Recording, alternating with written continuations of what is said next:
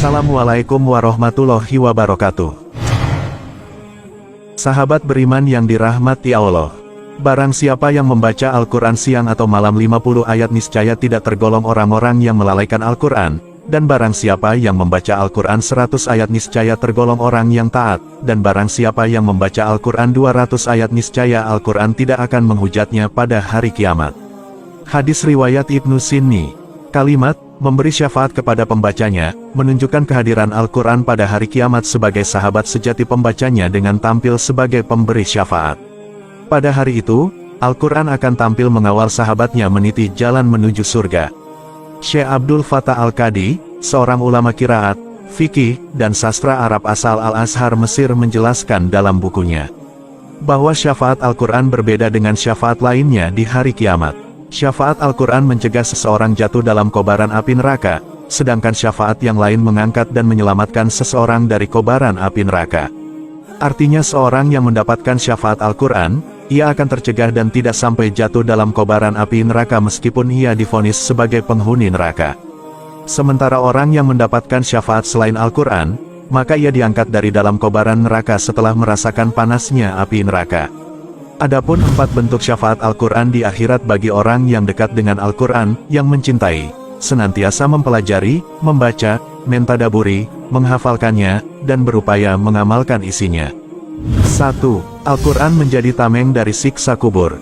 Dalam sebuah riwayat, Amr bin Murrah menjelaskan, bahwa Al-Quran akan melindungi pembacanya dari siksa kubur.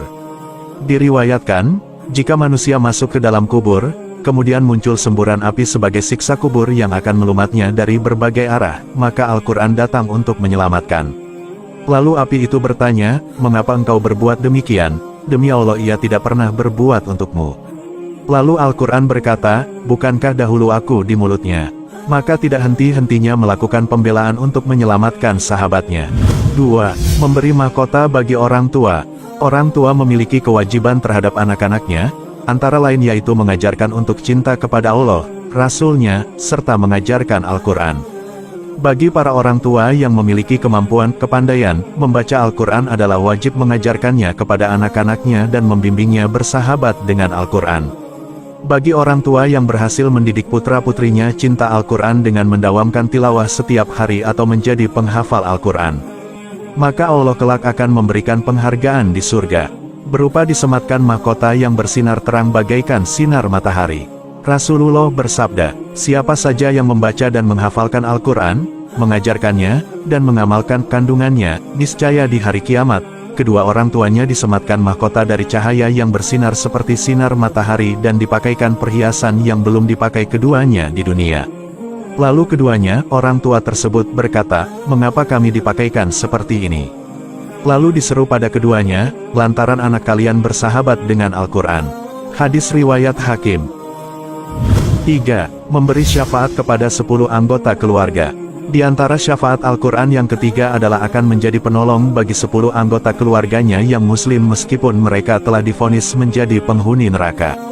Hal ini telah dijelaskan oleh Nabi dalam hadisnya yang diriwayatkan oleh Imam Tirmizi dan Ibnu Majah dari Ali bin Abi Thalib.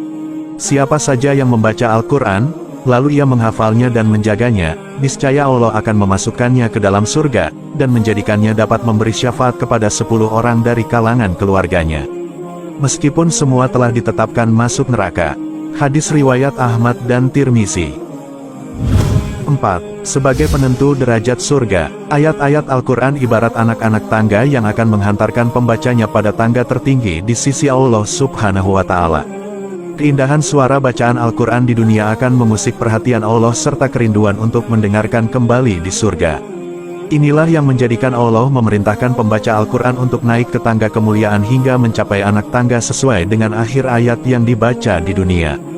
Semakin bertambah ayat yang dibaca, semakin tinggi pula anak tangga kemuliaan yang dinaiki. Rasulullah bersabda, dikatakan kepada sahabat Al-Quran, "Bacalah, naiklah, bacalah dengan tartil sebagaimana engkau membaca dengan tartil di dunia. Karena sesungguhnya derajatmu di surga, menurut akhir ayat yang engkau baca." Hadis riwayat Abu Daud dan Tirmizi dari Amr bin Ash. Syafaat Al-Quran pada hari kiamat adalah nyata dan tidak terbantahkan. Untuk mendapatkan syafaat Al-Quran, seseorang meski memiliki hati yang terikat dengan Al-Quran. Menjadikan Al-Quran sebagai sahabat karib yang selalu dekat di mata dan juga dekat di hati. Kita dan anak kita menguasai teknologi adalah sangat baik, kita dan anak-anak kita menguasai banyak bahasa asing juga sangat baik, kita dan anak-anak kita sukses dalam karir juga adalah sangat baik. Namun demikian, jangan sampai diri dan anak-anak kita bodoh dan jauh dari Al-Quran, hingga maut datang menjemput. Sesungguhnya hal tersebut merupakan musibah besar yang jarang dipahami oleh orang-orang Islam. Kiranya Allah Subhanahu wa Ta'ala selalu memberikan taufik dan hidayahnya kepada kita, keluarga, dan orang-orang yang kita cintai untuk senantiasa mencintai, mempelajari, membaca, menghafal, mentadaburi, dan berupaya mengamalkan nilai-nilai Al-Quran dalam kehidupan.